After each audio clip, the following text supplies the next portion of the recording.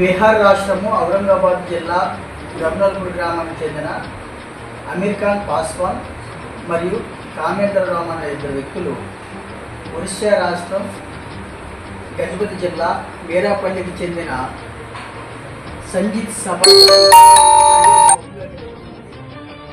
కేజీల 550 గ్రాముల గంజాయిని కొని వారి బీహార్ రాష్ట్రంలోని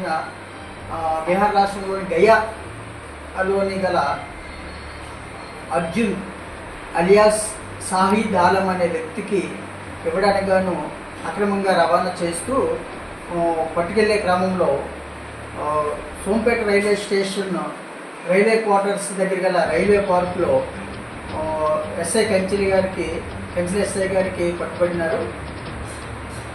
వారిని కంచిలి ఎస్ఐ గారు 11:30 గంటలకు అరెస్ట్ చేసి వారి వద్ద నుండి 28 కేజీల 550 గ్రాముల గంజాయిని మరియు ఒక సెల్ ఫోన్ను స్వాధీనం చేసుకున్నారు.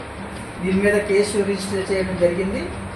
అరెస్ట్ కాబడిన ఇద్దరు వ్యక్తులను జ్యుడిషియల్ రిమాండ్ రిపోర్ట్తో పంపించడం జరుగుతుంది.